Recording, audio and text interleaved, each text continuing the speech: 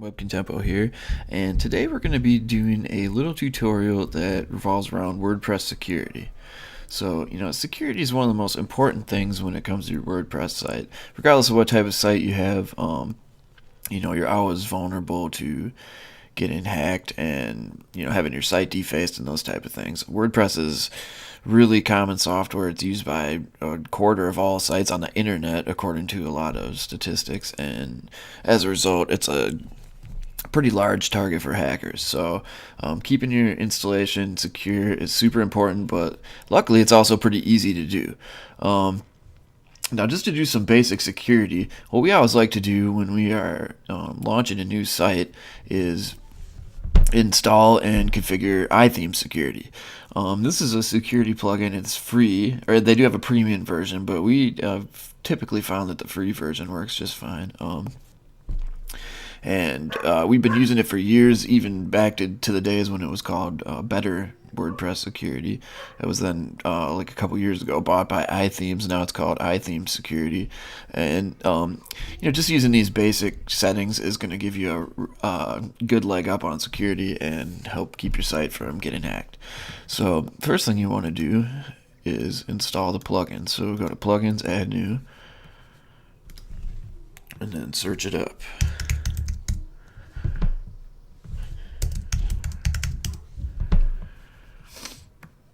You can see here it pops right up. Install the plugin.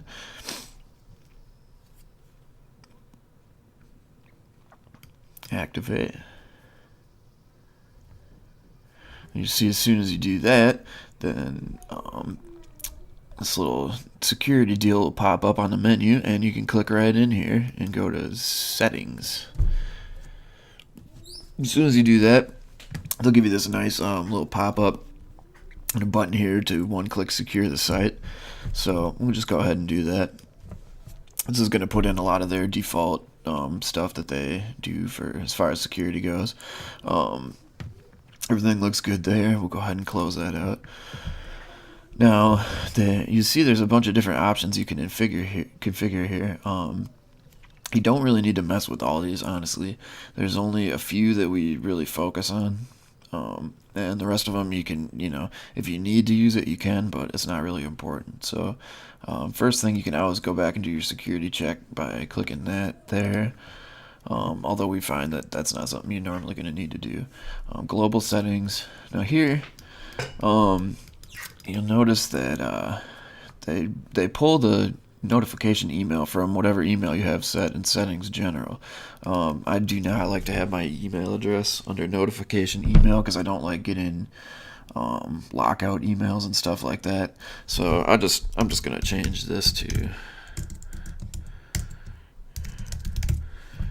a dummy email address. They do have some options in iThemes Security where you can turn these off, but it's not really important.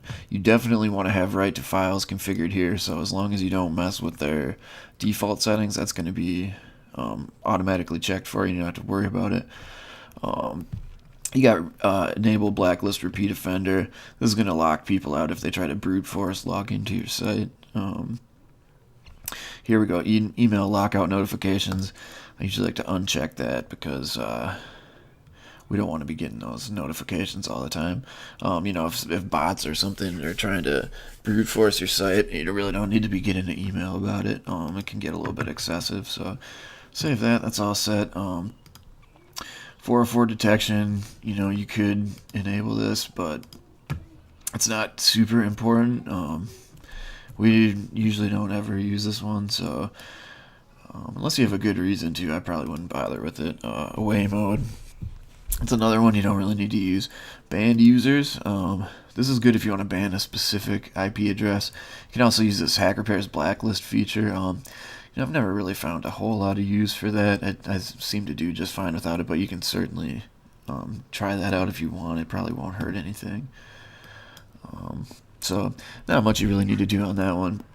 Local brute force protection. This is one they configure for you when you run the secure site tool, and their settings are usually pretty good on this, so they will lock you out after 5 incorrect attempts on the username or password.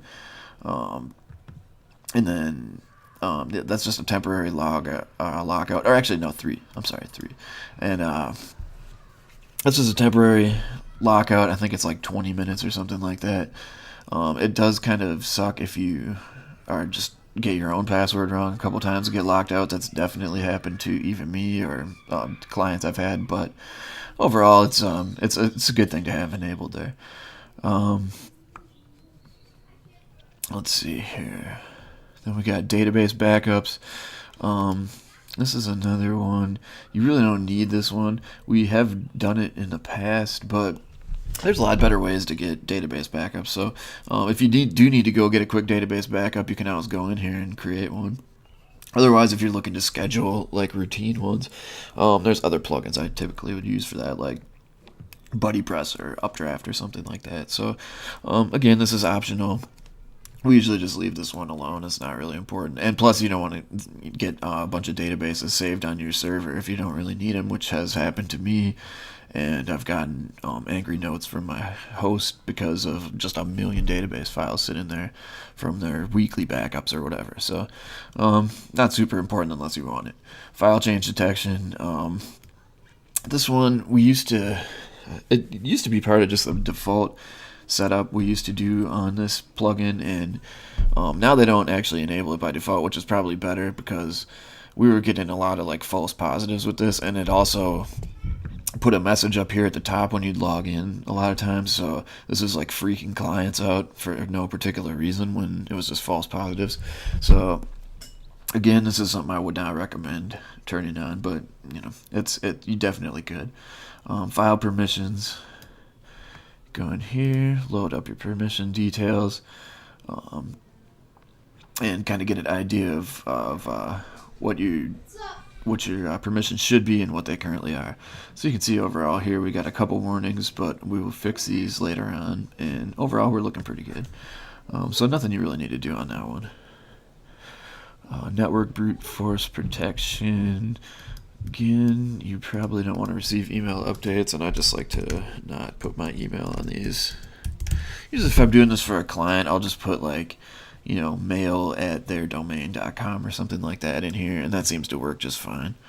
But nothing you really need there. SSL, if you're not using SSL, you don't need this, so just leave that alone. Strong password enforcement.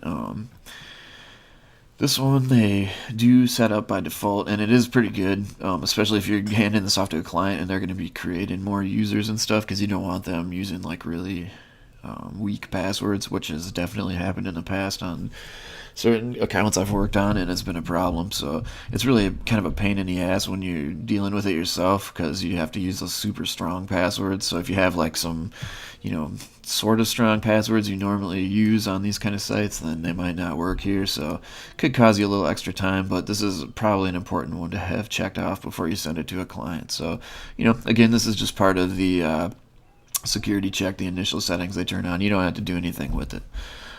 System tweaks. Now this is one where we make a lot of changes in.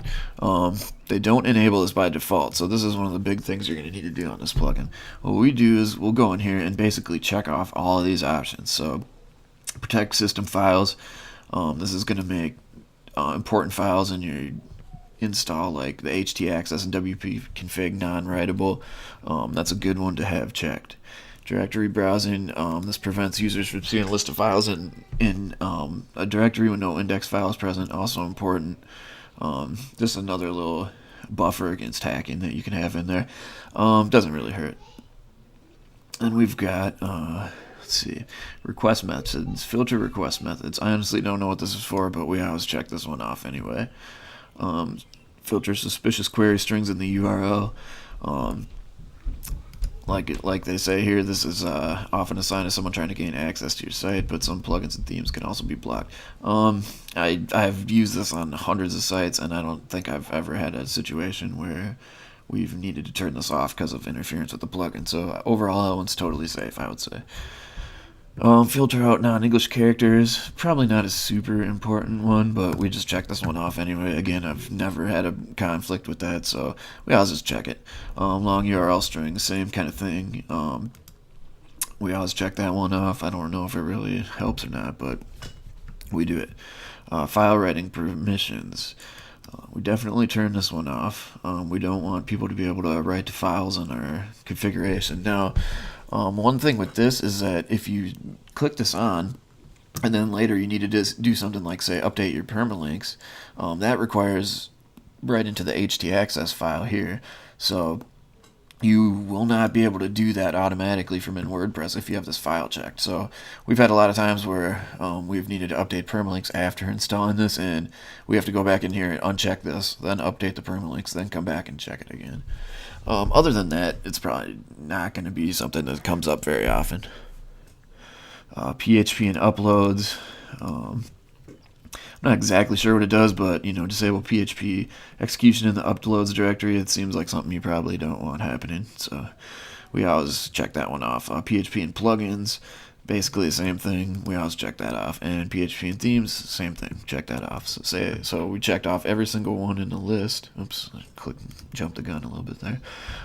We checked off all these, and like I said, if you do run into errors that you can't diagnose any other way, that you can always go back in here and check these off and see if that helps, as a troubleshooting method. But we usually almost never have a problem. The only one would be this file writing permissions if you need to update your htaccess file. And here we've got WordPress tweaks. Now this one, they do enable it, but for whatever reason they don't have any of these except disable file editor checked off. So again, these are all ones that we pretty much check off. So remove the Windows Live Writer header. I have no idea what that's even for, and we have never had a problem removing that. So we always do that. Same thing with the really simple discovery header. It's not something that we've ever needed to have on there, so we might as well just remove it as an extra security precaution. Reduce comment spam. I don't know if this actually helps reduce comment spam, because a lot of times we still get it, and even though we have this checked, disable file editor. This one they check by default. However, a lot of times we actually don't like to have this checked. File editor is here if you go into appearance, and actually you can't see it right now, but if you go into appearance when it's turned off, there'll be an editor link here, and you can go in and edit any of the files in the theme via WordPress. So if you want to use CSS or HTML to work with your themes, this is something you probably want to have turned on. If not, or if you don't want your clients going in there and messing around with it, then you can probably just leave that turned off. Let's go back in here. So even though they suggest that one, a lot of times we leave that one unchecked. Then we've got enable XML-RPC. They recommend disabling this one, and we have never had any problems with disabling it, so we pretty much always just follow the recommendation and do that. Multiple authentication attempts per XML RPC request. Again, they recommend to block it. We always block it. Here we've got the REST API. Restricted access to the REST API is recommended. Again, we just follow their default recommendation. Here you can check out your jQuery version. This one they've had in a lot of other versions of this plugin, and we've never really had a good reason to mess with the jQuery version, and sometimes this can actually cause problems with your theme depending on how jQuery is being called. So overall, this one I would probably stay away from it, and honestly it doesn't even look here like they give you anything you can do with it. There used to be like some kind of checkbox or something, but at any rate, we don't really mess with that one at all. Login error messages. Doesn't really hurt to check disable login error messages. Again, I don't think it really matters much one way or the other, but we just always check it, just because it's easier to go down the list and pretty much check all these off. Force users to choose a unique nickname. This one actually has really become a pain in the ass. I don't think you particularly need to check this, And we've had problems like where you just actually have to fill out that extra nickname field when registering a user, and it can just be a pain for people because they can't figure out what the deal is, or they're getting errors on the registration. So this one, usually we check this anyway just because we check them all, but if it's a site where you're going to be registering a lot of users, you actually probably don't want to check this because we found it to just be kind of a pain. Disable extra user archives. It disables a user's author page if their post count is 0. Again, this one doesn't come up very often, but you probably don't need to check this. We usually just do it anyway. But if you're, again, if you're having a site with a lot of users, you might want to have this on there for some reason. So these two particularly, you don't need to check. And then here, protect against tab napping. Alter target equals black links to protect against tab napping. I've never seen anything come up with this, but it seems like a good enough feature. So we just go ahead and check that one off too. So once you do that, your installation is going to be pretty safe. You're still going to have some problems where, like, if you have an outdated plugin, that's definitely somewhere where you might have a vulnerability to possibly getting hacked. If you're using usernames and passwords that are easy to hack, that's another way you can expose yourself to malware. And you're never going to be 100% secure, but by following these basic setup techniques, and it's going to help a lot. Really, the main things are the read access on files, making certain files unreadable, and just that extra hardening into the htaccess file seems to help quite a bit. So, and of course, you get the limit login attempts, which stops bots from being able to brute force attack your login. Which, even if you do have weak username and passwords, it makes it a lot harder for them to crack those because you're only letting them try to log in a couple of times. So, definitely that's like one of the most important things you can have enabled when you're trying to secure your WordPress site. So overall, it only takes a minute to set this up, and you're getting a pretty decent amount of protection from it. There's other security plugins you can use. We do like to use WordFence security too, and we might even do another video just on that one. Typically with WordFence, I will use that more for if a site's already hacked and we need to go through and scan for malware and remove it. Their scanning tool is really good for that, and they also do have a firewall built in too, which I don't know if this iThemes really has anything comparable to the firewall. But if it was between that firewall and this iThemes setup, I've been using this particular iThemes setup for like at least 5 years now, and overall it's worked really well for me. So it seems like a pretty good way to go, and that's what I would recommend. So anyway, hopefully this is helpful, and stay tuned for more tutorials and